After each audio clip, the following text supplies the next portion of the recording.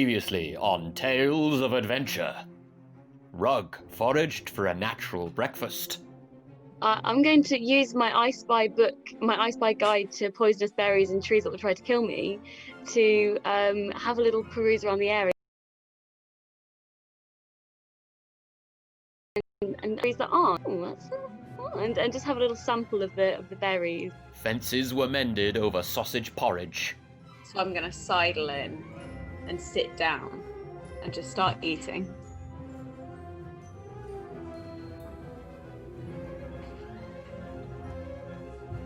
Inside it. I'm gonna have like a little. There's gonna be like a little smile that goes onto my face, and I'm not gonna say anything, and I'm just gonna start eating mine as well. Lamp the mushroom bat was offered her freedom. I'm going to untie you, and if you want to flap next to me, we're going to Shortbread. I'm going to Shortbread to meet up with the rest of the gang. You can come with me, or you can stay here and live a life of freedom. It's up to you, Lamp. Maybe I've meddled too much in nature. Is So she I'm going- going to live a life of freedom though? Or is she going to go and fly directly into the sun?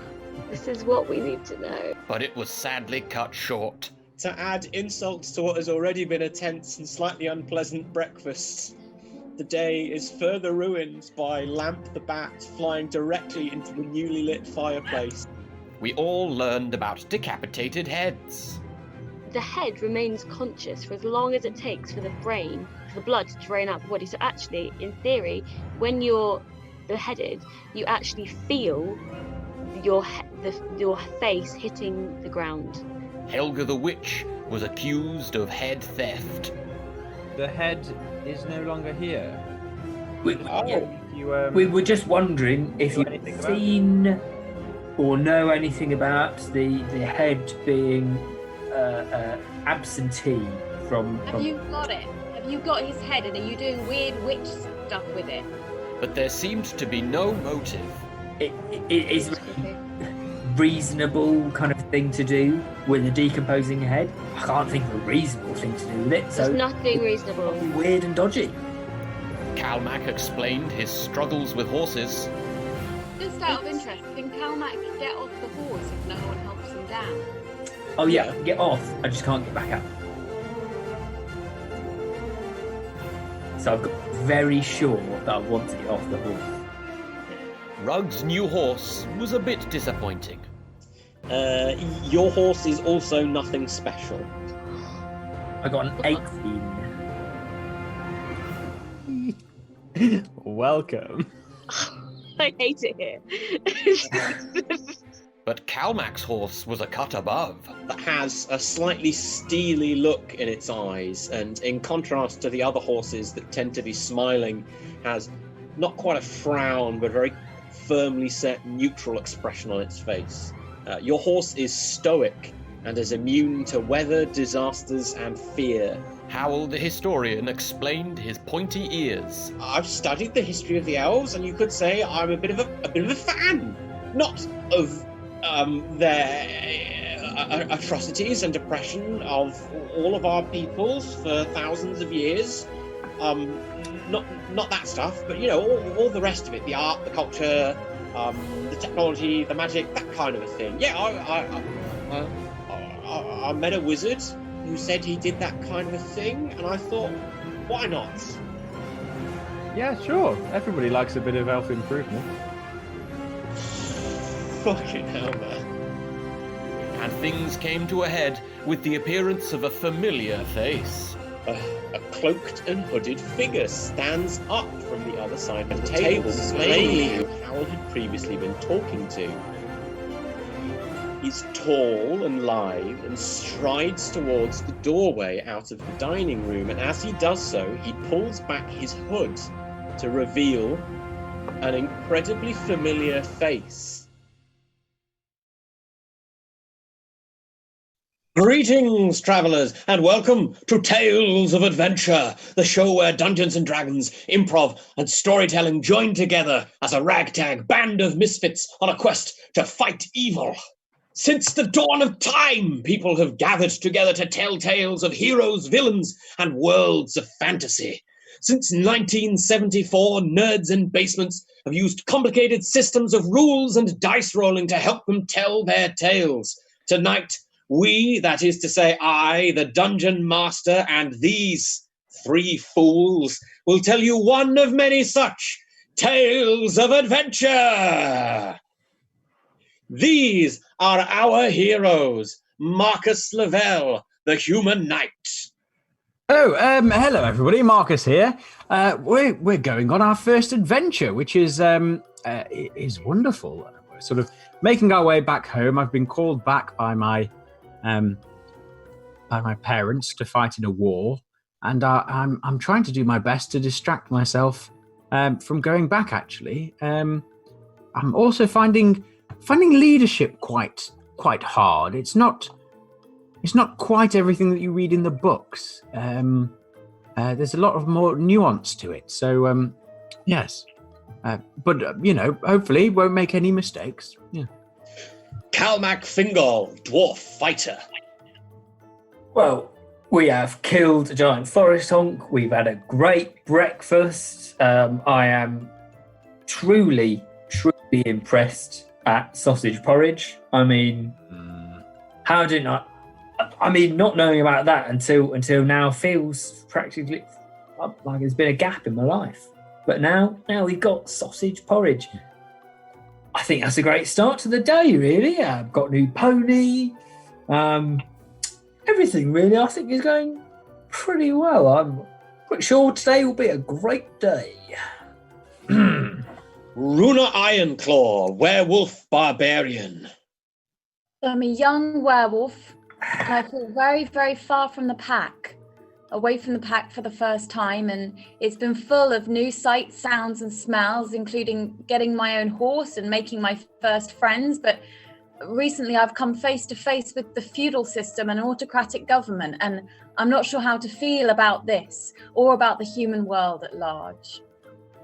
And last but by no means least is Rug, the human garden wizard. Sadly, Rug cannot be with us for this episode, so instead of joining in with whatever happens in today's episode, Rug is going to be distracted by a particularly interesting runner bean in the garden of the cottage where we left the last episode. Classic Rug. Classic Rug. Just love those beans. Today's episode of Tales of Adventure is entitled Face Off. We rejoin our heroes, with two of them, that's Marcus and Calmac, having just entered the quaint and fairly lovely cottage of Howell the Historian, a man who lives on the edge of the town of Shortbread, and who you've come to perhaps hoping for some advice about all of the things that you stole from that elven ruin quite recently. However, upon arrival, you found out that A, he's not an elf, he just paid a wizard to make his ears that way, and B, he's already talking to somebody else. And this somebody else is a strange, long-limbed, cloaked figure with the face of Durfor, the man who just yesterday Marcus decapitated for being a backstabbing murderer. Runa, you are just outside the kitchen window in Howell's garden as all of this goes down, and behind you, you can hear Rug murmur to herself, "Ooh, beans." Yeah, I like to imagine like I'd had to do a little climbing job just to get up to the height of the window. Maybe it's like a quite a high, narrow one at the top of the room, and I had my footing, but as soon as I saw the wrong face, I've like lost it, and I'm just like scrabbling around with my legs, like a dog might when it's trying to climb up the side of a building, and having another stare through the window. Meanwhile, I've had a request from the audience to describe the beautiful runner bean. I'm going to leave the finer details for Rug to describe when she returns next episode. But suffice it to say that this particular runner bean is very curly. Almost spiral. Like curly fries, but a bean. Like curly fries, but a runner bean. Yes, exactly. Meanwhile, inside, Marcus, Calmac, you've come face to face with this guy, whose face is the face of a dead man. He's smiling at you and extends one hand. Marcus is going to step back and say, "What dark magic is this?" What dark magic is this? Dark magic is this? And he's going to put his hand on his sword, but he's not going to draw it yet because he freaked out. A pained expression crosses the face of the man that you killed last night. Howell, the historian, turns back and looks confusedly between the two of you. Have you met before? Is there something I should know about? Well, this chap, or at least someone who looks a lot like this chap, did part with, the neck upwards yesterday. And now he's all yeah, okay, right. Yeah, that's 4. He was also a lot shorter yesterday. Well, he got shorter by about a foot, but Well, yes, he was also shorter when we started, Yes, and then yes, before. I made him slightly, but he was never this tall. no, Definitely. never, not even with attached. No. So, what is going on? The man wearing Durfel's face frowns and then speaks with a voice that you find quite familiar, for you heard it a mere couple of days ago. It's the voice of the elven necromancer you rescued from the bottom of the ruined temple, Corvair.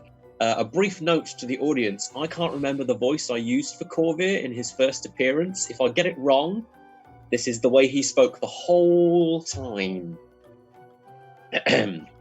He says, I just have one of those faces, Everywhere I go, people say, "Oh, you look familiar.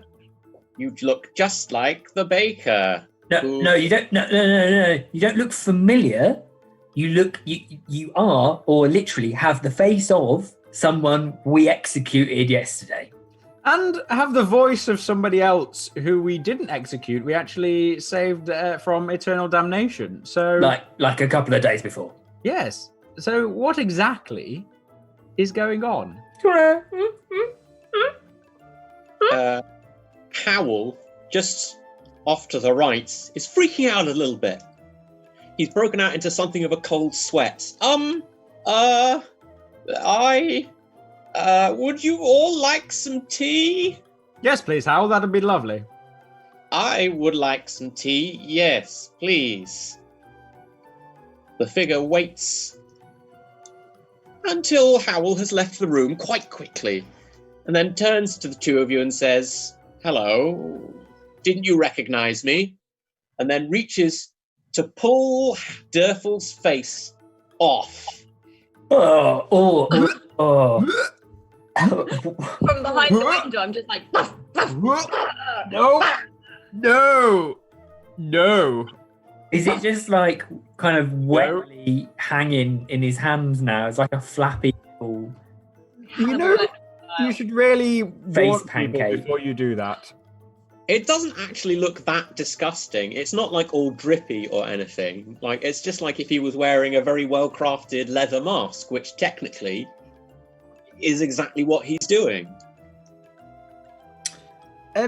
Fleshy chamois leather, yeah, that's almost exactly it. So, does he go from like behind the ear or like in front of the ear? Like behind the ear, kind of here-ish. Because Wow. he didn't have pointy ears, but after he takes his false face off, you can see that it is instead the handsome, high-cheekboned, aquiline-nosed face of Corvair, the necromancer, who you have Come met. out like Ba-dong, dong, dong, dong, dong, dong, dong, ba-dong, dong, dong, dong, dong, dong. His cheekbones are coming out, or his ears. It's like ba-doing, ba-doing. He neatly folds up Durfel's face and stows it inside of his robes. What exactly are you doing here? I'm And why are you wearing a dead face? Yes, also that. I assume it's some kind of necromancy. I don't want to know. well. First question. I'm speaking to this gentleman. He's very nice. He was helping me with some history questions. You might remember I've missed the last 750 years of history. I've got quite a lot to catch up on. As yet, I have not heard a single reason for why you might be wearing a corpse's face. Yes, Well, he's a big fan of the elves. So surely you could just elf it up, and he'd be happy with that. And Well, I'm not wearing it for him. I'm wearing it for all the other people.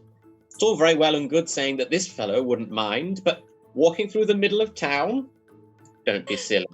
Why didn't you just not walk through town instead of wearing the face of a corpse? You seem to be very upset about this. I thought you wouldn't mind. It's not like I went out and killed someone to take their face. Ooh. Poor. You're the one that killed him. well, technically he killed himself. But anyway, well, that's so you're just here to learn about what happened, and you happen to just pick up a dead face on the way. Well, That's what you're saying. I like to think of it as recycling. Just FYI, to be honest, maybe a large hood or a false beard would have kind of done the same thing. Then you don't have to Would have done. violate any corpses. Just for next time. Just What do you violate? He wasn't using his face anymore. That's not the point. Okay, right, okay. I don't know. Maybe 700 years ago, maybe people, when they saw a corpse, they were like, oh, hello, let's have a fiddle. Core blimey, what a bag of fun. But these days, generally, it is frowned upon to be messing about with dead people's bits. Calmac, did you just call a corpse a bag of fun? Well, I mean, I'm just not now. No, not now. No, not now. That's what I'm saying. It might have been, which I would still say is weird, but Well, yes, it's Okay. very frowned upon, old boy. You can't be doing that nowadays. Well, all right, I'll know for next time, but I don't really need to get another face because I've got, and he pulls it out again and waves it around a bit. Yes, This- we saw that the first time. What exactly is your plan, Corvair? Yes. I don't understand. I came here to learn what's happened in the last 750 years. I don't really have a plan yet. I was going to take in some information. Maybe if there's some elves living nearby, I'll go see them. I've gathered that's quite unlikely. Most of us are dead. Yes. No need to apologize, by the way. Well, we weren't alive, so. Oh, well, yes, that's fine. Just because you all die every 80 years or so, that means you don't have to worry about any kind of sins you committed in the very recent past for most of us. 80 years, I'd be lucky. Well, I have no plans. If you've come here to foil me, then there's nothing to foil. I mean, Well- honestly, I thought we left things on quite friendly terms. Yes, but you've got to admit you're also a bit creepy. he's got you there. He's got you. He does have me there. I am no stranger to prejudice about my studies. What are you here for? While this is going on, I'm just going, rug, rug, rug, rug, rug, rug, rug, rug, Squirrel! Rug! rug, rug. You get nothing except perhaps a faint wave of the hand and a mutter of later, Runa, the beans, the beans.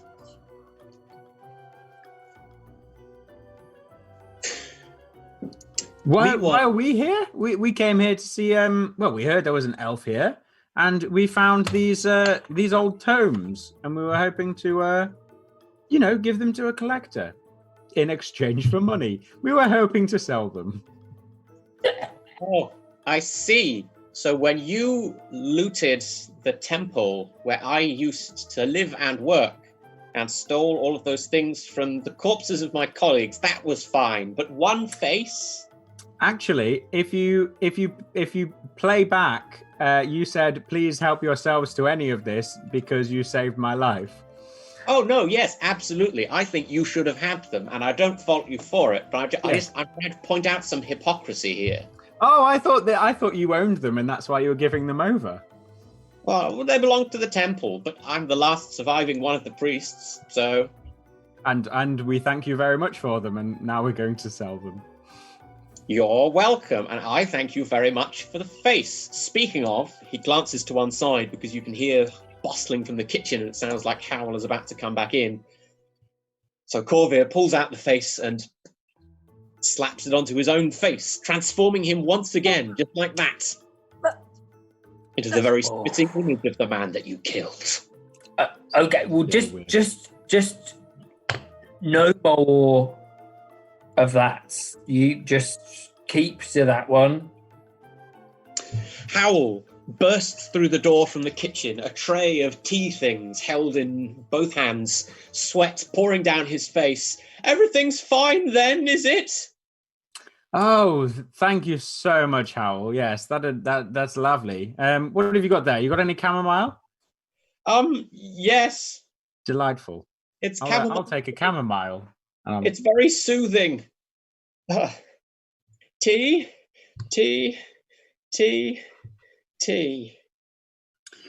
Thank you, old boy. What did you think of the tomes that we brought in? Tomes? Oh, you've brought some tomes? Yes, here. I thought I was giving them to you. Sorry. No. We ended the last episode just after I brought you inside. You're right. They were in my hand the entire time. I was just distracted. Sorry. Here, have a look at these tomes. Ooh. Now, these are some tomes. I've seen tomes in my time, but these are tomes and a half. Where did you... He leafs through and then hurriedly puts one to the side and starts leafing through the next one. Where did you get these? I've never seen any in such well-preserved states. Well, we happened upon them.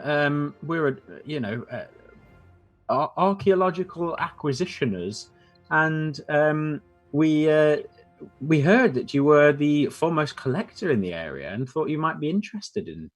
Yeah, I mean, do you think they would have any kind of monetary value? Oh, well... yes, they're priceless. I mean, this kind of well-preserved tome is the best lifeline we have to the knowledge and secrets preserved by the elves. I mean, my goodness, this is the next best thing to speaking to somebody who was alive those thousands of years ago. Can you imagine? Yeah. Corvair takes. I don't think I'd be able to face it. And looks very smug from the corner. Why? But priceless is if we had to tie it down. Be a bookmark. What is it that I could offer you? I mean, I'm not that wealthy. Well, what other options do you have? We're always in the market for interesting items or knowledge. Mainly money at the moment, though. But I could be swayed. I have lots of knowledge. I could tell you all sorts of things. Perhaps I could tell you about more ruins nearby. I've mapped out most of the ones in the local area. I don't suppose you'd happen to have a map with those on, would you? Yeah, maybe some maps we could work with. Yes.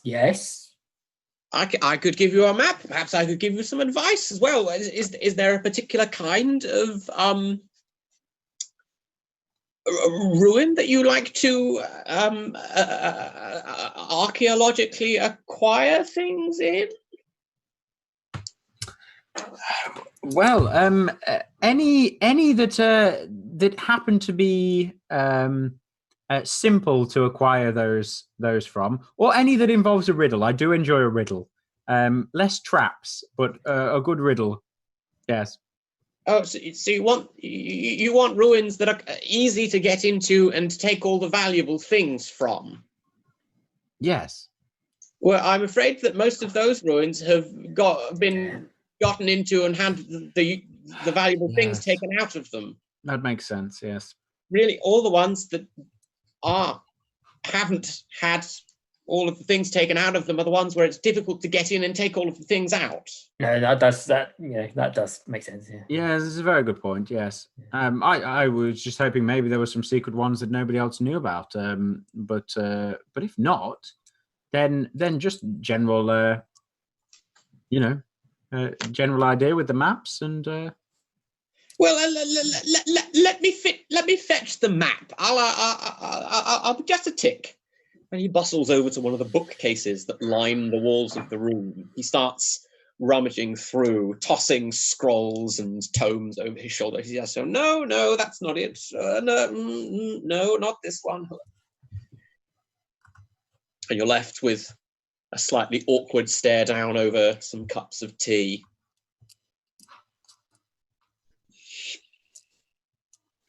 I don't suppose you'd know of any of the temples or tombs in the area that would be of use? I know where they used to be 750 years ago, but I'm pretty sure most of them have had something fairly significant happen to them in the meantime. Just a guess. Sure. Have any idea where you want to go? I'm thinking about heading somewhere north. I hear there's a war on. Typically, that's good business for me and mine. Lots of bodies. Again, with the creepiness. I'm not killing any of the people here. I'm just going to where there are bodies, and Howell comes back with a map. You don't see why that's creepy. Anyway. I didn't hear anybody talking about bodies. What have you got there, Howell? It's a big map, I just said. Yes, where are we? Okay. So we're here. He points at an area roughly in the center of the map. Okay. Which is all right. The legend Shortbread. Good start. Strong start. Yep, like it. Mm-hmm. Okay. Yeah. To the east and north of Shortbread, there is a large forested area, which is represented on the map in tasteful green ink. And there are some kind of little trees drawn on, but it does look as though the person drawing the little trees drew quite a lot of trees and then got really bored of drawing trees, so stopped. The trees are mostly concentrated around the edges of the forest. Nice. Would you say it's a kind of a mint green? Coincidentally, yes. It is a lovely mint green ink. I can just imagine it now. You can see the river that flows through the town of Shortbread continues to the south and on through the river off to the east. That I know I can pick on you quite a lot, Graham, sometimes, but that's not south. Yeah, all right. To the west, you can see fields and hills and farms and towns, etc., etc. All of this is fairly standard. It's just a map of the local area. Marcus, you know it quite well. You're familiar with this area because it is, of course, your family's land.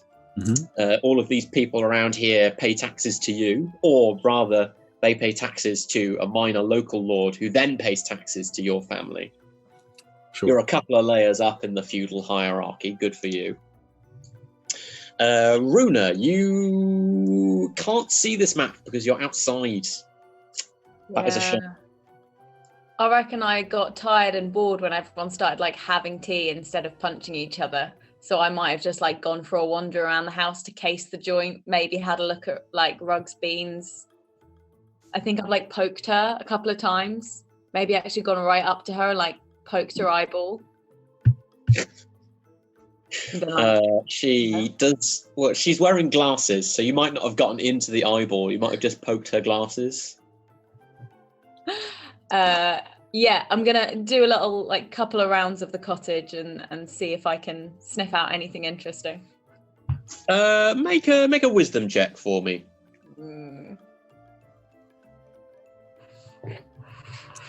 2. 2. That's pretty good. You find that the cottage is just like a really nice kind of cottage, but you think that there is a cellar underneath that is accessible by a wooden hatch concealed behind some bushes. Rug is completely inseparable from her beans.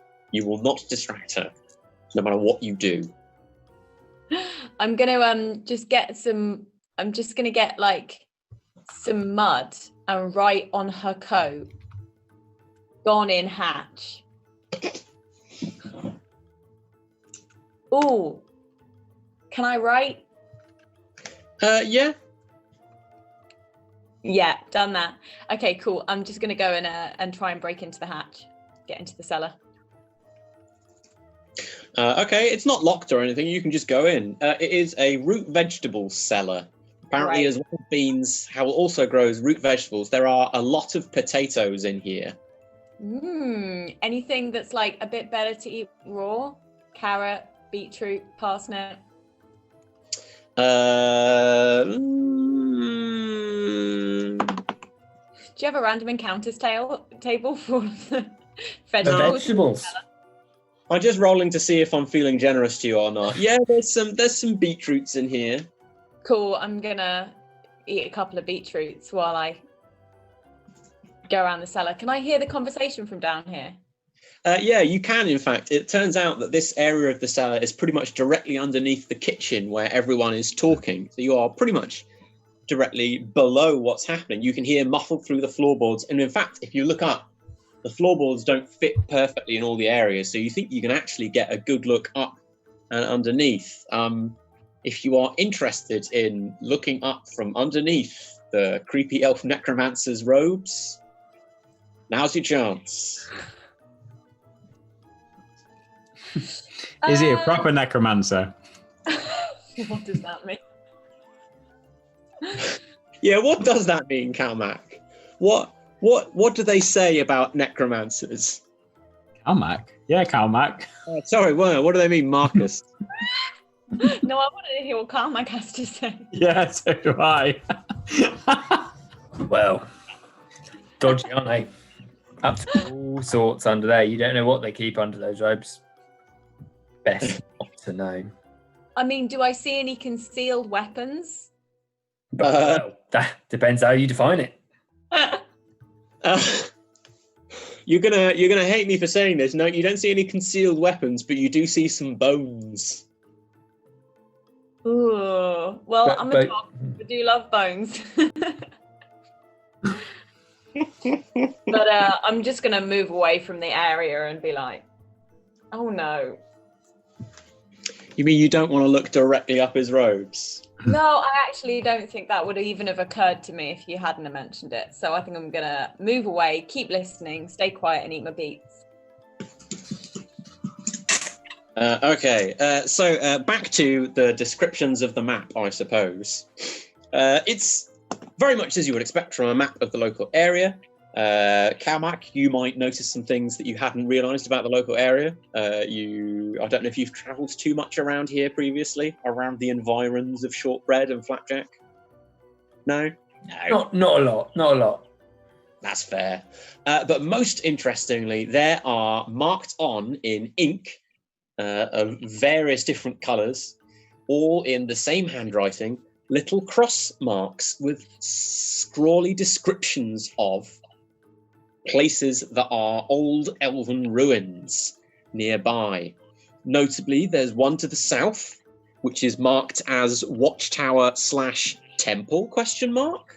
Oh, we've been there. You have indeed. There are a bunch of other ones dotted around the local area, most of which have little kind of slightly disappointed notes of looted and then with a date next to it.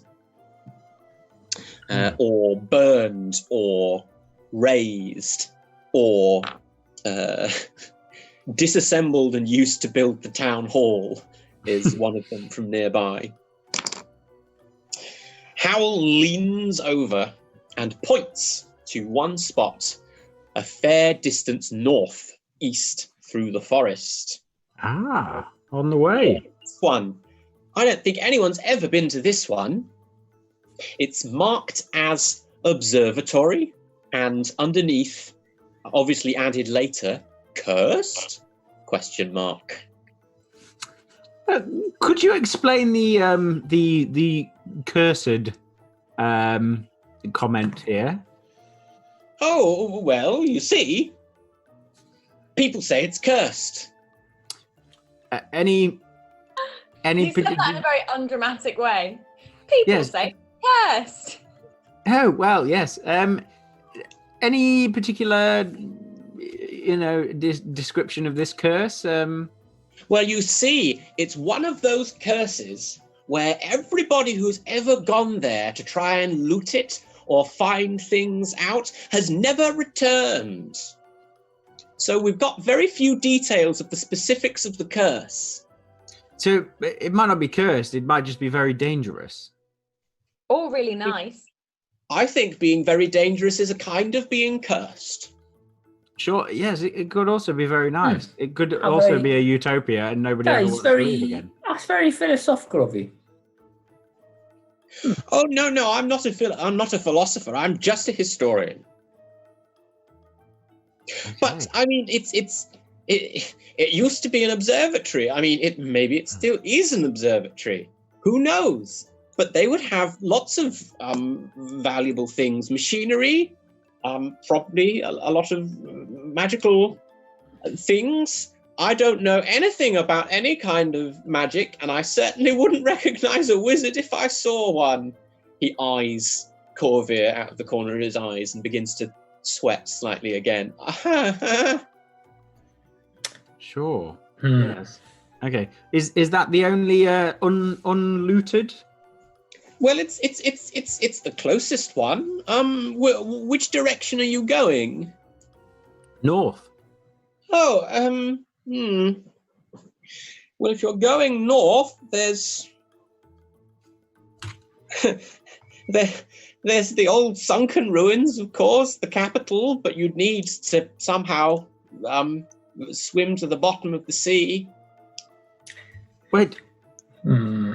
Out of character, do we know this? Is it like Atlantis and nobody knows where it is, or? Oh, no, everyone knows where it is. Oh, okay, cool. It's like, oh, of course, then, yes. It's just it's at the bottom of the sea. That sea that was specifically put there when the city was sunk. That is a drawback. That is, yeah.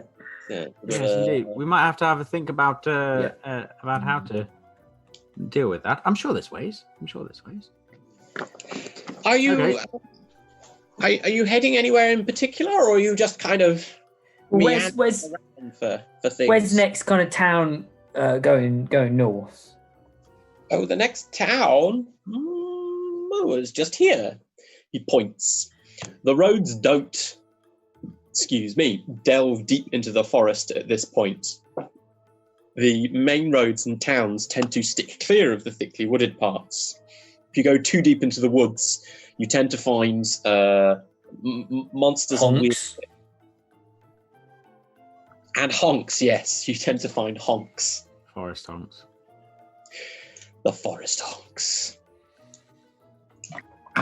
The next town is only a couple of days' journey, but it's off to the northwest. So it's a bit perpendicular if you wanted to go to the observatory. It is called whatever anybody in the chat would like to call it. There's Give gotta a be- count that the other two towns that we know of in the area are called Flapjack and Shortbreads. Any baking-related names will be highly rated. Not Honkchester. Honkchest. No, I'm gonna veto Honkchester. Oh, it's called Pain au chocolat. Oh, excellent. Does everyone speak French there? No, but they think very highly of themselves, and the locals think they're very snobby. There's a rivalry between Flapjack and Shortbread, but both Flapjackians and Shortbreadians hate people from Pain au chocolat. Fair. Wow, no francophiles in the area then. All right, I mean, well, they haven't heard of France because it doesn't exist in this universe. There is no such thing as France. So, would we know what Pain au Chocolat is? Is it famous for anything, or is it? I mean, they're quite small towns and villages. They don't really tend to be famous for anything any further than a couple of days' ride away. This area is all your family's land, except you've probably never been to Flapjack and you've probably never been to Shortbread before today. Yeah, I've rarely been out the castle, to be quite honest. Yeah. Except not- to go to the Silver Coast for surfing holidays, but other than that, Surfing holidays. Yeah, Yes. all right. Well, closest serfdom. exactly. Yes, it's my own kind.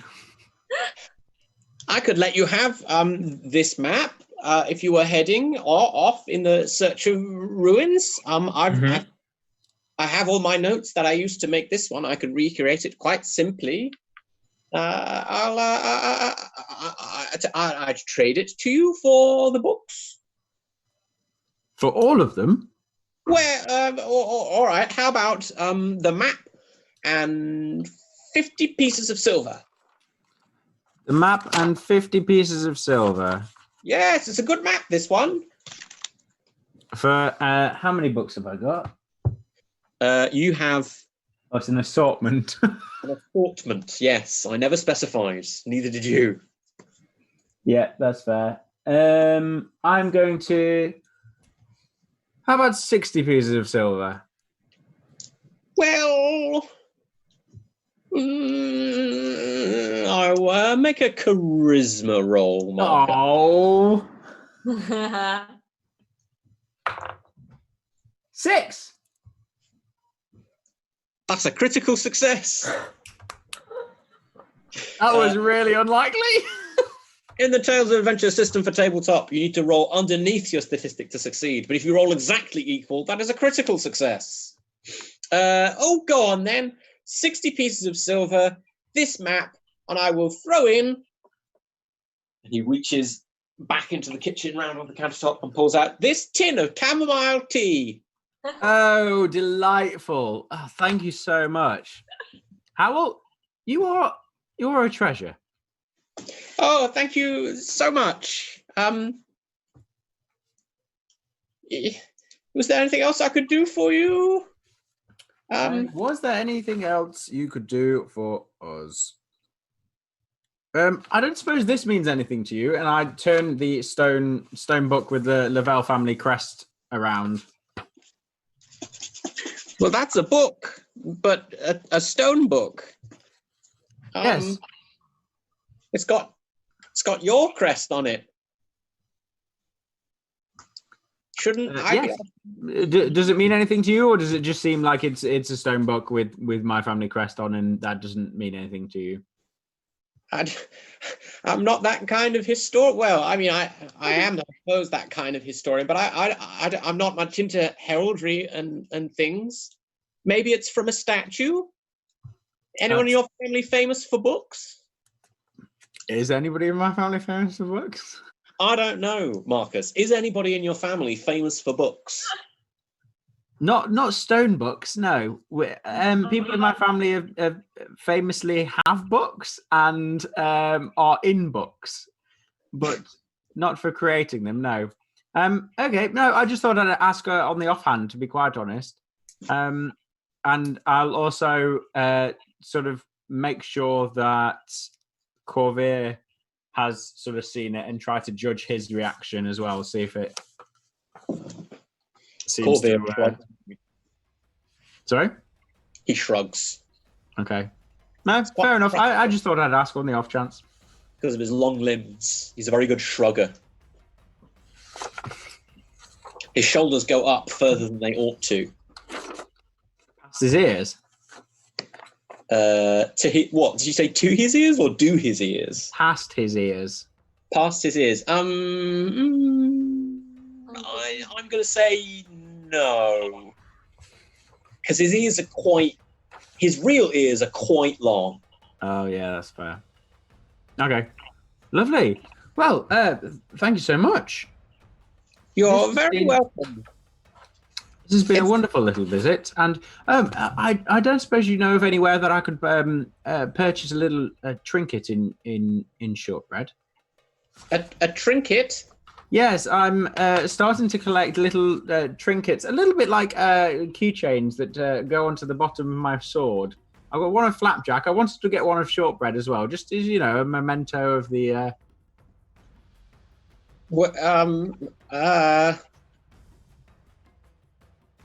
Probably in town, I guess, right? It's we don't really do mementos. It's worth considering, Marcus, that the tourism industry just doesn't exist.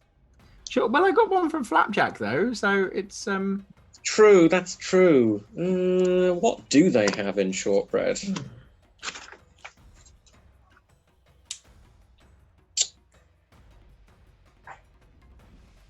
You could try getting a. Hang on a minute. Also, I did see on the map that there's a large sheep. Is that to scale? Like, is it just a massive? Because I would really enjoy seeing a really big sheep. It is not to scale. It's just one of those kind of like, this is what is in this area. There's lots of sheep in that area. Sheep farming. Fair play. Good to check. Good to check. Yes. There's a fountain in the center of town where people typically throw coins. You could nab one of those, or you could get one of the special commemorative coins they sometimes sell in the tavern. Oh, I've lost my voice. Sorry. You could get one of those commemorative coins people sell just in the tavern, just for anyone who wants to throw it in the fountain outside. Oh yes. I'll pick one of those up. I don't suppose, Carmack, would you be able to fashion something so I can attach this to a chain and put it on the bottom of my sword? Yes, I'm sure I could. Yeah. Delightful. Oh well, yes, excellent. This has been a lovely visit for me. It's been wonderful. I'm so glad that you and this other friend have visited. There's a faint look of panic in Howell's eyes as you leave. Where to now, brave adventurers? Rug is finally distracted away from the beans eventually. Runa, do you emerge from the cellar when everyone else leaves? Yeah, and I've filled my shorts with potatoes. That sounds like a weird metaphor for some. I don't know what. But it sounds. I've got so many. You fill it in yourself. A pantful. A pantful of spuds. Handful of taters. Carbohydrates. Mm. Oh, I think we should journey towards your hometown, shouldn't we? They'll be wanting you for the war soon. Well, I mean, I was going to say, time. if we got time, we could go head for the observatory, and then maybe go across to Pan au Chocolat, maybe sell some of the stuff, hopefully find the observatory, rest there, and then keep on heading north.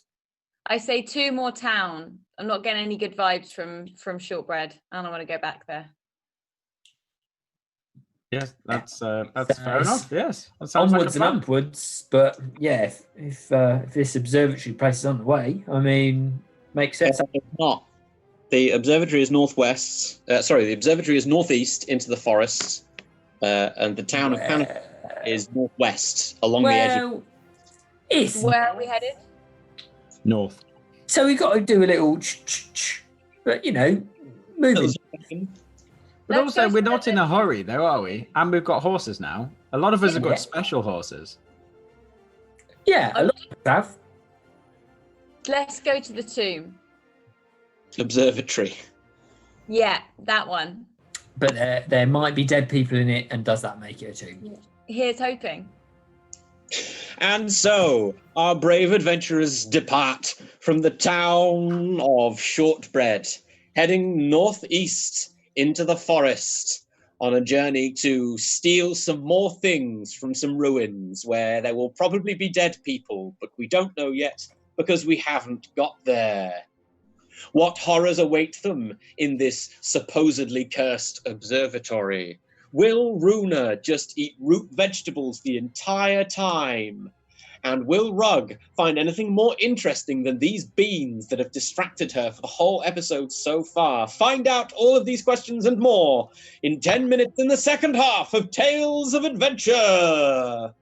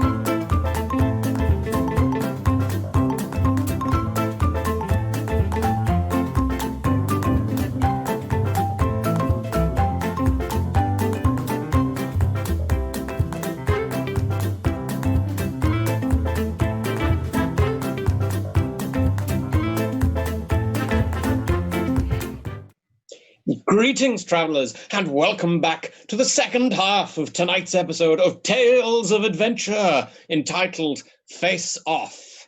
Our heroes are just about to leave the town of Shortbread, having had a slightly tense encounter with an elven necromancer they met a couple of days ago in the bottom of the tomb. He was wearing the face of a man executed by Marcus just last night. But he wasn't there to hurt them, and nobody got killed. It was just a bit awkward. So you're leaving town to head northeast into the forest, seeking the cursed observatory of which you have learned. You're going on horseback, I assume. You do all have horses now. Calmac, did you ever come up with a name for your horse? I was going to call him Steely Dan Steely Dan. to reflect his kind of stoic nature. Nice, nice. What about Steely Dan makes you think about stoic nature? Stoicism. Yeah. Well, it's kind of, it's got nerves of steel. Oh, I see. Are you aware that Steely Dan is sort of already in use to describe something else, or you just wanted to call him Dan and you were like, but not just Dan. He's so stoical, I think I'll call him Steely Dan. What do you mean? It's good. Nothing. It's a good name for a horse. It's a great name. It's a good horse. Great Uh, horse. The chat says that it should be Steedy Dan. Oh, yes. Yes. What about Steely Dan? But it's not. No, it's not. Steedy Dan. So you're going to travel for some distance into the woods. You will be departing from the main roads which took you from the town of Flapjack to this town, Shortbread. And you'll be traveling not necessarily completely off-road, but on smaller trails and occasionally cutting cross-country through the woods. You do have a reasonable amount of supplies with you, and you're well equipped if you wanted to go hunting. So that is probably fine in terms of food.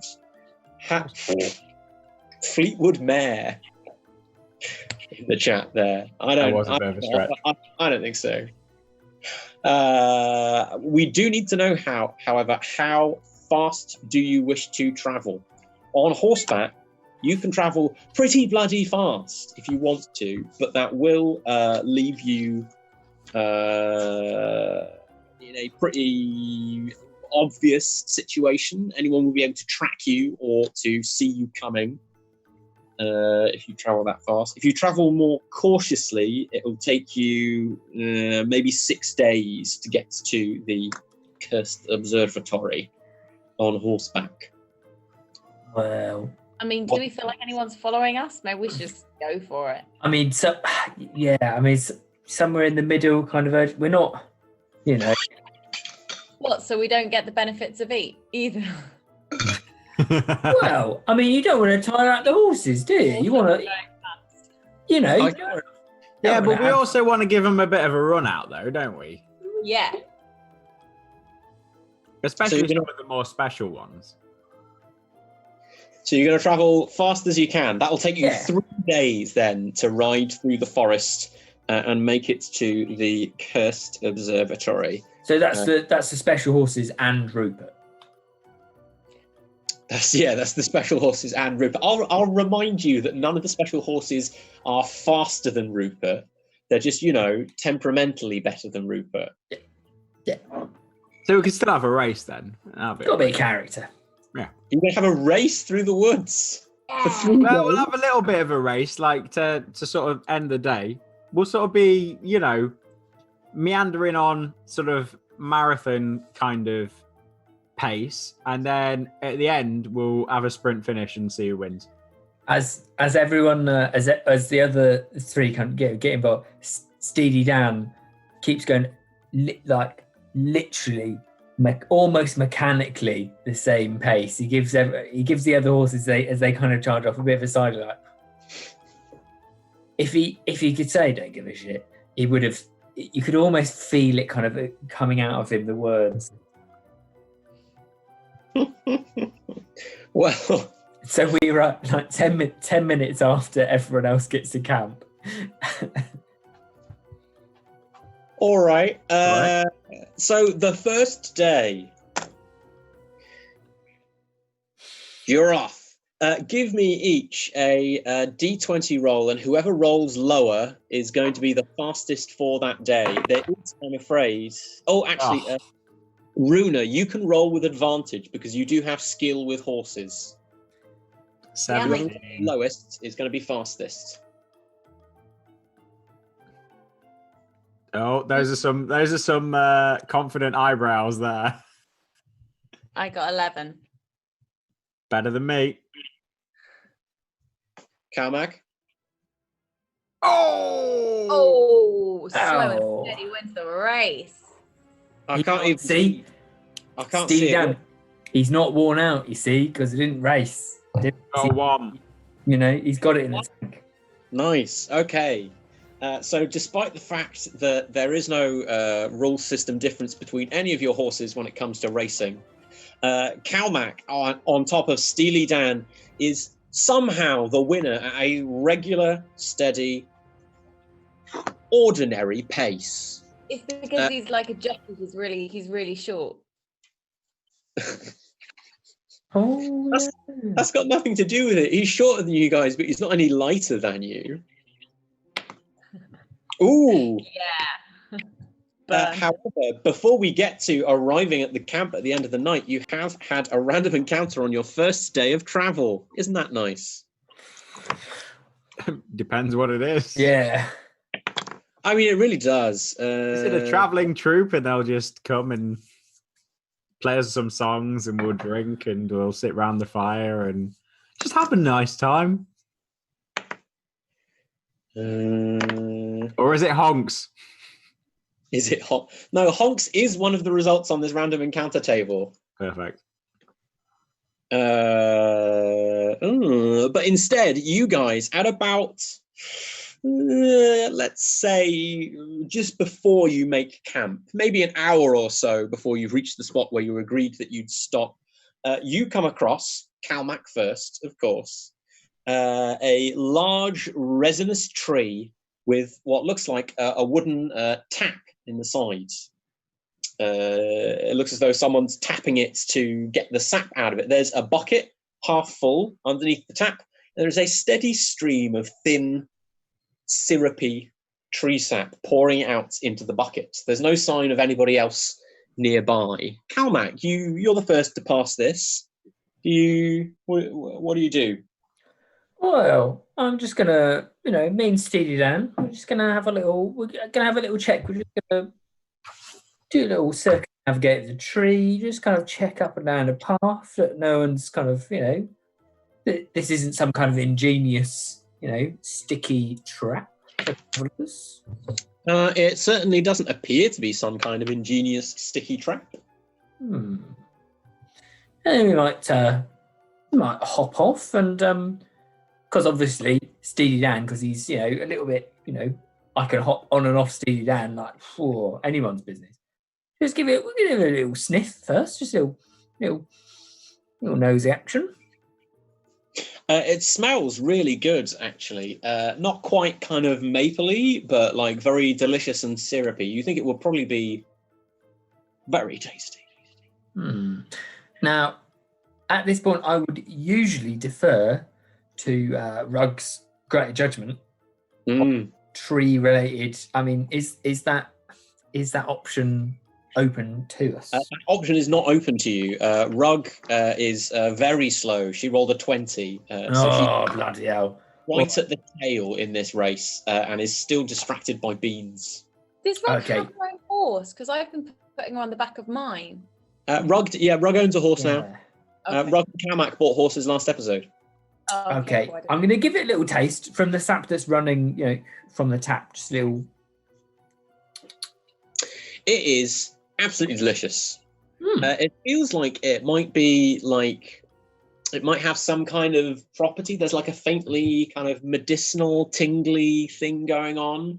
You're not sure if it's poisonous, maybe, or if it is like medicinal, but you feel like it probably is one of those. You've not had enough that you need to roll for anything. It's not going to kill you just with a taste. Have we got any empty bottles or anything we could? You've got a surgical kit. There's probably something in there that you could fill up with syrup if you wanted to. You've got a wine skin. If you wanted to drink some water or wine very quickly, you could fill one of those up with syrup. Do I want? I mean, you don't want to rush your wine, but I mean, if I've got like a syringe or a test tube or something, so we just enough to gather like a decent, but without having to chuck out my wine, that'd be ideal.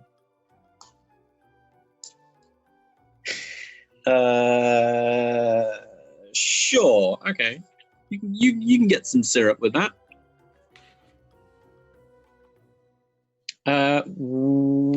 So you fill her up. You're going to stick around? You're pretty sure you can hear hoofbeats behind you. Yeah, I'll pause here because the others, might want to have a little look, and they might have some, they might know more about this. I don't, in the mountains we don't get trees like this, so I haven't seen it before. They might have. I don't know. Runa, Kalmak, you pull up. Well, you are galloping down the road, and you can see just ahead of you, Kalmak is sat next to a tree, tasting what looks like a bucket of syrup that is sat next to it. Feels on brand. Great. I want to get some of that action. I'm going to jump off Claudia and go and stick my hands in it. Just your whole hands? Yeah. Runa, I will say it tastes nice, but a bit tingly. I'm not sure if it's good tingly or bad tingly. Right. Delicious. Okay, it is delicious, but you also feel a little bit tingly. Marcus. Well, I'm sort of behind him with Rug, and I would. Yeah, I'm sort of like. Did it taste all right? What's going on? I'm going to go up to him with my hand, like, Would I? I feel weird just going. I mean, it's would I know about this kind of trick? Like, seeing as it's in my family's land, would I know if this area is famous for any sort of particular thing, or? No. I mean, the forests in this particular area are famous for being quite dangerous. Okay. You don't know anything much about trees. Rug does, but she's very distracted by these beans and can't really concentrate. That's fair. Valerie the Goose is being asked about by the audience in chat. Valerie is 100% riding with me. She's got like a little pouch on Rupert, and as soon as we stop, like I'll undo the pouch and pop her on the floor. Does she ride along like with her neck kind of? Yeah. Looking out. Yeah, like a little sidecar. Saddlebags on either side of Rupert, one with Valerie the Goose poking her head out, and one with Flossie the Sheep poking her head out on the other side. It's adorable. Yeah. Flossie the Sheep, the head's poking out, but then also her 4 little legs. Yeah, at the bottom. And she doesn't. She runs while she runs as well as you're going along. Rupert the horse said the legs are going in the air. Little legs. She thinks she's the fastest sheep in the world. As you're all kind of dismounting and crowding around this bucket of syrup, who's got the highest wisdom? Runa has the highest wisdom. Runa, you are the first to hear, just distantly through the trees, the sound of a kind of scratchy old voice singing some sort of a song. I'm a syrup tapper, and the syrup I will tap. I like to go into the woods and then I'll take a nap. I've come to get my bucket of syrup. I hope nothing's gone wrong. This is the syrup sing that I like to song. And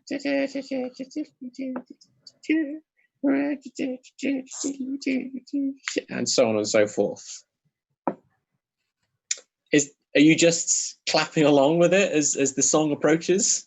Yeah, I'm getting into it. I'm just finding the beat. Marcus, Calmat, you can begin to hear the syrupy song as well, as Valerie the goose and Flossie the sheep begin to approach and investigate the bucket of syrup. They seem a bit more suspicious of it than you guys, which I think might be quite telling about your cautiousness as adventurers to just taste things you find at random. But hey, what are you doing about this approaching singing? Well, I'm going to hide my test tube of stolen tree sap. I'm just going to secrete that about my person, slip them into my backpack. I'm going to look at Claudia and see if she is sensing danger. Claudia the horse appears not to sense danger, but she is looking curiously in the direction of the syrup. Not the syrup, the singing. I'm going to go and get back on Runa. Go and get back on Claudia, so that I've got a bit of an advantage point. So as you hop back up, you see emerging from the trees on the side of the path a extremely round woman. She is about 4.5 feet high and about 4.5 feet wide, in a shawl over a kind of woolen dress that has got sort of like a patchwork of scarves and sashes and kind of bags and sacks and satchels all over it, and you can't quite tell whether the woman herself is extremely round or whether it's just her clothes and various accoutrements that are making her appear this way and padding her out. She's leaning on a kind of gnarly walking stick and is singing the syrupy song that you heard as she approached. And she stops, seeing the four of you and your 6 animals next to her bucket of syrup. And she goes, "Oh!" and points a round finger at you. "What are you doing with my syrup?" Oh, well, good afternoon, I guess. Is it afternoon? Good afternoon. Yeah, it's afternoon. It's late afternoon. No, good late afternoon. We were admiring the tapping of the syrup. Are you the tapper? Okay, so I've made a reaction roll here, and you've got a 7, which is strictly average. She is neither pleased to see you nor displeased to see you, but you are stealing her syrup. It's like, yeah, what's my syrup? What are you doing? Are you stealing it? Hang on a minute. She looks up at you, Marcus. You're a knight. Yes. Have you come to tax my syrup? When was the last time you were taxed, good lady? How dare you? I pay my taxes regularly and on time. Every time good, then. the collector comes through, I give him my taxes and he takes them, and I presume he gives them to whichever baron then passes them in up the chain of taxation. It's not my fault that I've moved a couple of times and the taxman might not have, gotten my forwarding address. Fair enough. I don't pay my taxes. Could you tell us about this syrup? What's what is this tree? What is this lovely sap that's coming out of it? Well, it's quite nice, isn't it? I've not seen a tree like this before, and I've been tapping trees for syrup for quite some time. Many, many, many years. Many years. I'm a lot older than I look. I'd put it down to the syrup.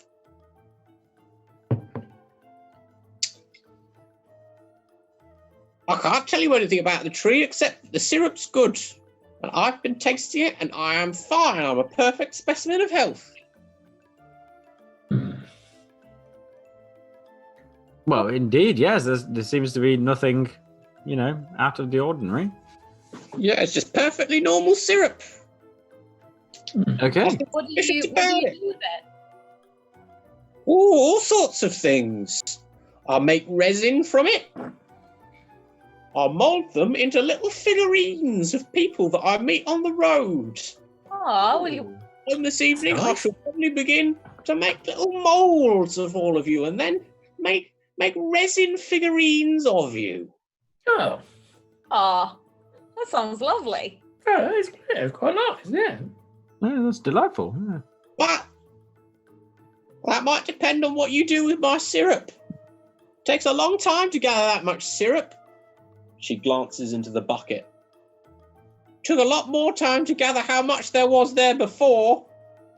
You've had some. Well, yes. Obviously, we were just coming in and checking that this was the syrup in question that we were, coming around for. Yeah. Well, you've had some, and unless you want to tax me, I shall ask you to move along. I turn to the others and, with a questioning look. Well, find the I think we have tarried yonder well enough, and we can investigate exactly what the syrupy effects might be when Rug catches up later. I mean, I'm still confused by the idea of possessing anything that comes out of a tree. In the werewolf lands, everybody just sort of lives off the land and shares things, and it would be very, very odd to have sort of, for example, like picked fruit up off the floor and then been like, don't touch any of the fruit on the floor, it's mine. But because she's being so territorial about it, I'm like, whatever, doesn't seem like it's worth the grief. Would you like to challenge the syrup woman about her possessiveness about this particular tree? I mean, there are so many things I don't understand about how these people behave. I didn't really know that taxes were a thing until now, so I'm still trying to figure that one out. Oh, I've well, understood about 30% of the entire conversation. taxes are really simple. Basically, how do you think that people in charge get that way? It's by taking things from other people. Yeah, so I'm kind of against that, so I don't really know whether I'm on her side or not. Like, if she's a tax evader, I'm maybe like, go for it, but I suppose although it's ethical to the, accept capitalism or feudalism for that fact. I suppose she's put the effort in to tap the tree is where I'd say, fair play. It is a tree in a forest, but you take the time and the effort to do the tapping. So, I mean, the counter argument from the point of the feudal lords, i.e. Marcus, is that these people have reaped the benefits of the intervention of the knights, i.e. They're not slaves of the elves anymore, and monsters haven't eaten them. Yeah, I mean, how long can you cash in on that one? yeah. I mean, for the entire Dining duration. out on that, aren't they? Yum, yum, yum, yum. I mean, if you do not wish to disturb the syrup tipper further, then we'll cut to making camp. There's not. a Yeah, lot of- we can set the world to rights around the campfire. Cool. Yeah, So to be that honest, night- the tapping of one tree is not something that, bothers Marcus in the slightest. There are definitely, more important things to be worried about. I mean, unless there's something like incredibly magic about it, but it just seems like it's a bit. yeah, she just seems to be enjoying the syrup, so let her enjoy the syrup. Let her have her syrup. You leave the syrup tapper behind, and that night, as you make camp, Calmac won the race, by the way. You dine on potatoes and syrup. It's quite nice, surprisingly. You'd think that potatoes and syrup wouldn't really go well together, but it has kind of like a smoky, mapley flavour that kind of sort of does work. Ooh, like a Yeah. honey roasted kind of vibe. Oh, yeah. Yeah, like a honey roasted kind of vibe. Mm. Well, Runa I'm can- going to mash the potatoes up into kind of fritters and fry them with the syrup, like potato Nice. pancakes. Yeah, nice, lovely, brilliant, good stuff. Like a The potato following day, unless you want to have any serious campfire conversations, by the way. No, I'm good. We'll come back to the nature of taxation. today. Yeah, we'll discuss that later. Yeah, that's pretty heavy. We can come back to social commentary another time. The following day, you set off early in the morning, bright as the sun dawns through the trees. Give me another horse racing roll. Oh, come on. Now, Rupert, we've got to do a lot better than we did yesterday. Otherwise, people are not going to respect us. So, this is for a 5. Not bad. I'm on a 7. Oh, come on! What's that? Has Runa won it? Two. Yeah, I got it.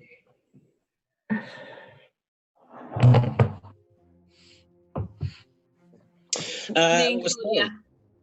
that means that as you storm ahead into the lead on top of Claudia, Runa, you are the first person to come across today's random encounter. There's only a 1 in 6 chance of getting one, and you've got one 2 days on the trot. It sounded like you were going to say, today's random encounter is sponsored by... Okay, you've got the result on the random encounter table, which means I have to roll another dice. Oh.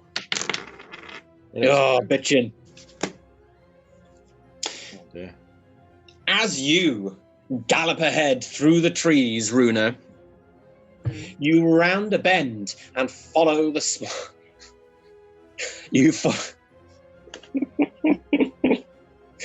Oh, Graham, don't look at the chat. They'll be about your horses. You follow the trail round a corner and down into a little, I think they're called like dales, like a little small valley. Over hill, over dale. Yeah, in the forest. And you suddenly find yourself face to face with 4 men dressed in furs, carrying staves made of what look like rough, uncarved tree branches, who are all crowded around what looks to be the corpse of a wild boar. Ooh. They turn and look up to you, and it looks as though they've been ripping it to pieces with their bare hands. And some of them have blood smeared on their faces. There's a very, very awkward moment as you lock eyes. They don't look pleased to see you. Oh, that's quite rude, isn't it? Is it just that kind of awkward sense of when someone's invaded, a kind of personal intimacy with something that you were really enjoying or was very personal, deeply personal? There is some of that, but there also seems to be something on the level of that they've made something of a snap judgment about you, and their judgment is that they hate you. Okay, well, that's very rude, isn't it? You are still on a horse, moving quite fast. Unless you stop, you're going to be kind of on top of them and galloping through them pretty soon. Well, I'll probably veer around. Because you're in a dale, there is no room to veer around unless you want to try making Claudia gallop up the side. Oh, I don't want to do that. Well, okay, I've got to get her to stop. We'll stop. I hit the brakes, Claudia. You hit the brakes? Yep. It's a soul connection thing. All right, okay. I'm not going to make you roll to do a handbrake turn on the horse. But you screech to a halt in front of the men, who are now beginning to pull themselves up to their feet, leaning on their staff and giving you kind of the stare down. They don't say anything. Cool. Well, I'm just going to say, I'm just going to go over. Can you get this out of my way? The biggest of the men steps forward and stares at you and begins to growl. I'm going to growl right back at him. Yeah, all right. Make a charisma roll. It'll be the most charismatic growl you've ever heard. I got a 1. Wow. You're smashing these rolls. Okay. The lead fellow. I'm not going to anonymize this. These are druidic acolytes. You don't. Oh, of course. Here they bloody come, bunch of druidic acolytes. Fucking assholes. Fucking giving it that. Step Jeez. a little as you growl at him, obviously not expecting that an obviously civilized person would know how that kind of shit works. Thank you. It's around this point that second place horse rider, who was that Marcus today? Yeah. Rounds the corner, and you can see Runa on horseback growling at four kind of fur-clad guys with staffs and a dead boar at their feet. They're surprised by you arriving and growl again right back at you. It looks as like this is either going to develop into some sort of West Side Story dance-off or a fight. This is the kind of social interaction that I really understand. I'm growling. I've got my hackles up. I'm like, making intense eye contact, lips up, teeth exposed. All of that. Marcus is going to come up, look at Runa, look at these men, and go, "Hello." Yeah, all right, they jump you. Fuck's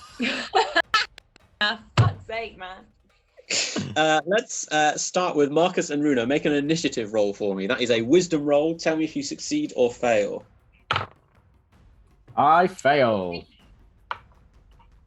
Okay, Runa. Unsurprisingly, I've succeeded. Okay, so order of play is first Runa, then the Druids, then Marcus. I like being called the Marcus. Then the Marcus. Runa, they drop their staves to the floor and begin to launch themselves over the corpse of the boar towards you and Marcus. They seem to be going for Marcus more than you, perhaps because he's more offensively civilized. Yeah, great. Nevertheless, two of them are approaching you quite cautiously, one of whom is the bigger one who growled at you first. What do you want to do? I'm gonna giddy up Claudia while I grab my hammer, and I'm gonna rush through them and just smack one on the way through with the hammer. Okay. So you're going to ride your horse right past. I'm going to say that attacking from horseback with a great weapon gives you advantage. Oh, it certainly should. Just make me an attack. They've got defense 1, so it's quite easy to whack them. I got a 20. 20. Well, okay. So what you do is you miss. Fuck. Claudia, perhaps not wanting to get her dainty hooves covered in boar guts, actually dances to one side quite unexpectedly, and your great axe swings and whistles over the head of the druid who you were aiming for. As you go with advantage. Sorry. What? Oh yeah, did you roll with advantage there, Caitlin? Roll twice and get the better one. No. Yeah, all right. Try it again then. Oh, that time I got a 4. Well, that's okay then. In that case, make a damage roll for me. Damage is with 1d10 plus 1 for you with your great axe. 7. Oof. Okay, you kill him in one hit. Yay! Head straight off the shoulders, like croquet. Sweet. As you gallop past, the first druidic acolyte is not swift enough to duck your flashing axe blade, and his head rolls across the leafy floor. However, the larger one, seeing that coming, ducks to one side and is jumping for you and trying to knock you off of Claudia. You need to make a defense roll for me, please, and this is difficulty 4. Is it a D20? It is a d20. I got a 12. Okay, your defense is 13, so you've managed to avoid that. Leaning back in your saddle, his scrabbling hands don't manage to find purpose, and he kind of just bounces off the side of the horse and is left. Can I just sprawling get in his the dirt. face and just Yeah, give him a good solid face shove. away? Marcus, two of these druidic acolytes are charging right for you, and it looks like they're going to pull the classic commoners versus knight tactic of pull you off the horse and then stomp you to death. Make 2 defense rolls for me because they're very cross. One succeeds, one's an 8, Nice. and the other's an 8. Both succeed. Nice. You two manage to avoid their clawing, grasping hands as they snarl and spit at you wordlessly. They're driving you back, and Rupert is not happy to be crowded this way. I'm going to ask you to start your turn by making a dexterity roll to stay safely seated on top of your horse, as Rupert begins to freak out and rear up. Got a 1. Got a 1. That's perfect. You're too good at horses for this shit. As Rupert rears up and kicks his legs out, what are you doing? I'm going to get my sword out, which I believe I named the other day. It's But- called Toe Slicer, or Slicer for short. Yep, Slicer. It's called Yep. Slicer. I'm going to get Slicer out and swipe at the one on the right of me. All right, make me an attack roll. They're only Oh, I wearing. can do 2 attacks, right? You can do 2 attacks because you leveled up with all that treasure you've nicked. In So that you do case, 2 attacks. I'm gonna try and hit the one on the left and then the one on the right. I'm gonna kind of do a sweeping motion and get both of them. Sweet, go for Nice. it. Okay. I got a 2 for the first one. That is definitely a hit. Oh, and a 16 for the second one. That's definitely a miss. Okay. With a series of wide sweeping slashes, you drive them back from around Rupert. One of them catches your sword blade in the chest. Roll damage. That's going to be 1d6. 2. Oh, that's pretty rubbish.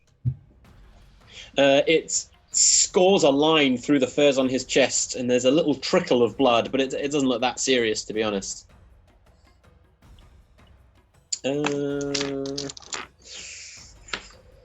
Calmac, you can hear ahead of you as you gallop through the woods at a steady, reasonable, stoic pace the sounds of distressed horses snarling and combat.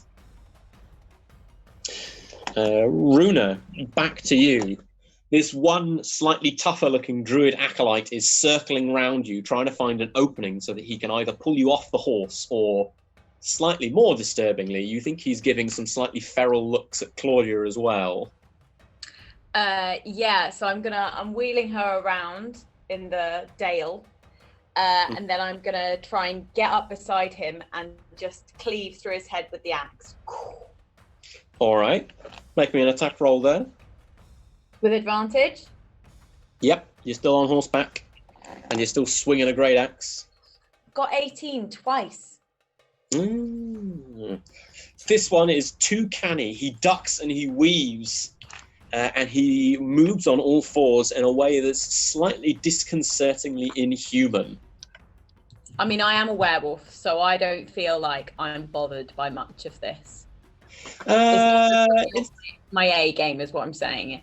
It's not quite the same thing, actually. Like, you've seen werewolves and you've fought werewolves, and werewolves have like a very kind of slightly wolfy way of moving. But this is this feels a bit Spidery? weird. Yeah. Yeah. I'm struggling to think of a good analogy here. But Like a spider or a daddy long legs or something? Scuttling? Does he scuttle? yeah, there's a faint aura of scuttle to it. Oh. It seems like a less wholesome version of what you've seen werewolves do. Yeah. The lead werewolf is jumping up at Claudia, which means I'm going to have to get you to make a dexterity roll, Runa, to try and help Claudia out. I got an 11. Ooh, 11 succeeds, which means that Claudia is fine. Perhaps too easily aware of the danger, Claudia trots backwards and you are able to maintain your distance from the clawing, snarling druid. Marcus, however, is not quite having such a good time of it as he's still surrounded by two. They circle around, one coming from the front, one coming from the back at the same time. That's 2 defense rolls, Marcus, but one of them is going to have disadvantage. Which one? The second one. Okay. First one I rolled a 13. That's fine. That's your... in fact, that's better than fine, because your defense is 13, so that's a critical defense. Back, ragamuffin! The first druid, coming from the front, jumps up and manages to catch your shield full in the face. Aha! He tumbles backwards and lands flat on his back with a woof as the air is driven out of his lungs. You're going to have advantage on whatever you decide to do to him this turn. Lovely. Second roll with disadvantage. So I rolled a 5 and an 8. An 8. Nice. The second one isn't able to get any purchase either. It's your turn. What are you doing? So I'm going to... Is the one that I've... The one you've knocked out, the one that you'd hurt before. Oh, okay. In that case, I'm going to jump off of Rupert. I'm going to smack his bum so he carries on slightly and away from the danger, and takes Valerie and Flossie with him, obviously. And then I'm going to come down and try and stab this dude who's on the floor. Okay, first of all, give me a dexterity roll for fancy stunts, jumping off a horse. Oh, 18. Okay. You don't land flat on your arse, but you do have to drop your shield to avoid from doing so. Well, I'll give you a choice. Do you want to land flat on your arse or drop your shield? I'm going to drop my shield. I feel I'm going full on attack with this one. Okay. Your shield clatters to the ground as you use one hand to cling to Rupert's bridle as you jump to the ground. Rupert dashes off down the dale away from the violence as you turn and swing your sword at the guy on the ground. Mm-hmm. You've got 2 attacks and you have advantage because he's down on the floor. Awesome. I'm just going to do 1 attack, I think, on this guy. Well, we'll see how it goes. That's a 9 and a 5. Okay, that's a solid, meaty hit as you swing your sword downwards into his prone form. Give me the damage. D6 again, yeah? It's always a d6. Unless you're doing it two-handed, in fact, then it'd be a d8. Yeah, but I think I'm going two-handed now because I've dropped my shield, haven't I? Yeah. 2. I'm going to do another attack. Yeah, okay, go on. Is this an advantage as well? Is he still prone or? Yeah, he's still prone. 6. That's a hit. What's your damage? 7. Oof. That reduces him to 1 hit point. You manage to land a solid stab through his stomach, which almost pins him to the ground. Runa, you're up. This guy is kind of glancing around and seeing that one of his fellows is dead and one has been pinned to the ground by Marcus. He's looking like he might be about to turn tail and run out of here. Well, it's too late for that sort of nonsense. I think I'm going to go into a rage. Oh, okay. Because I'm a barbarian. That means I get advantage, right? Give me 2 seconds to just double check. No, you get +1 to your attack stat, and your attacks do additional damage. You don't get advantage for attacking, but you do still have advantage because you're attacking someone on foot from a horse with a great weapon. Okay, cool. If he looks like he's about to run, I'm gonna ride alongside him with Claudia and try and grab him by the scruff of whatever, and then take the axe and bring it over and smash it down. All right. Make your attack roll.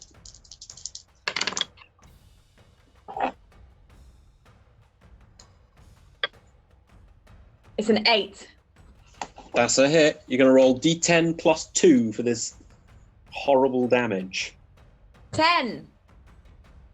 Oof. He's dead too. Yay.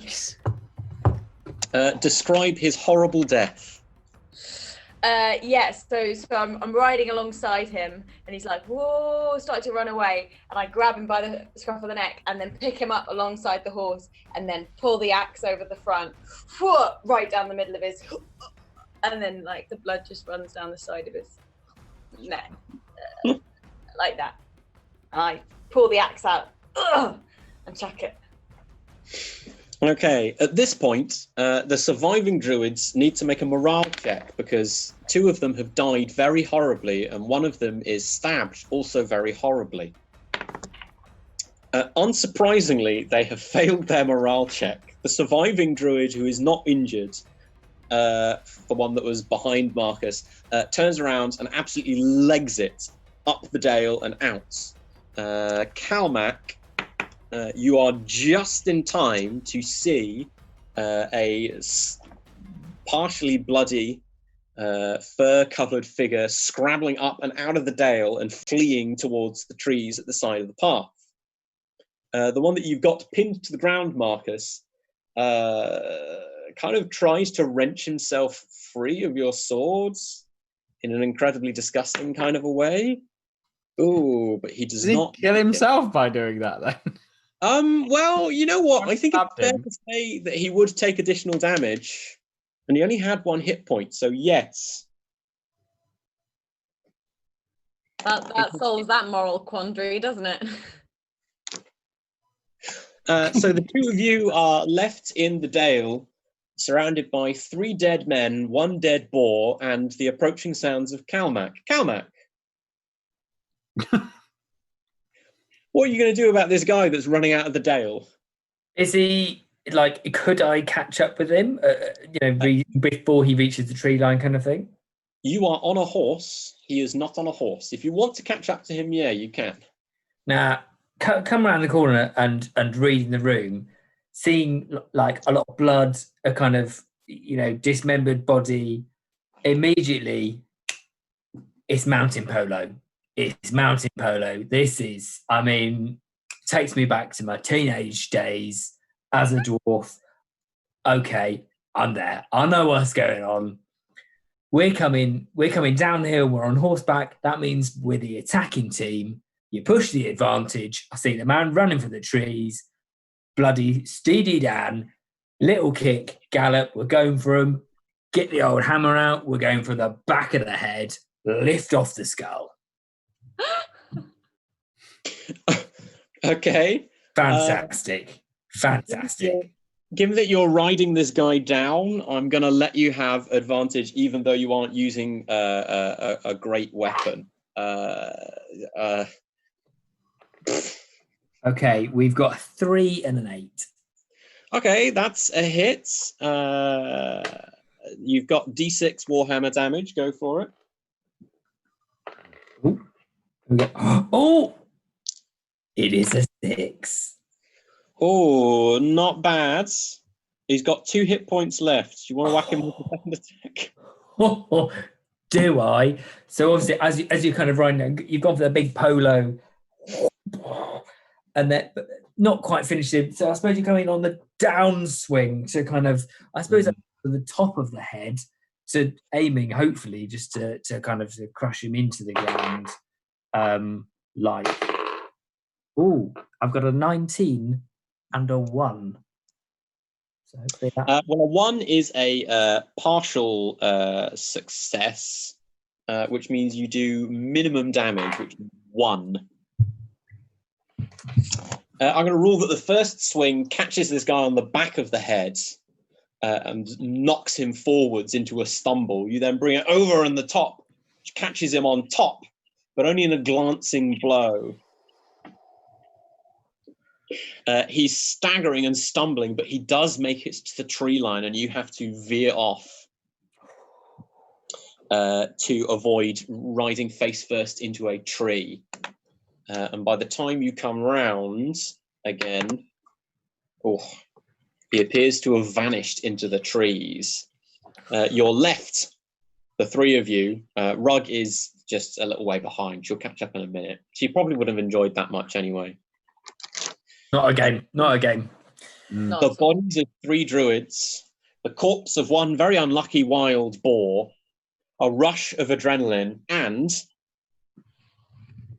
the slightly uncomfortable knowledge that you're deep into the woods and that the druids who live around these parts know you're here and are probably very, very, very cross at you. Will our brave heroes encounter further trouble with druids? Will they make it onto the 3rd day of a 3-day journey without encountering a 3rd flipping random encounter? What awaits them at the Cursed Observatory? All of these questions and more answered in the next episode of Tales of Adventure. But before you go, allow me to remind you that here on the Bristol Improv Theatre's Twitch channel, we are streaming shows Fridays and Saturdays, and also tickets are now on sale for the very first of the Bristol Improv Theatre's React season, starting in November.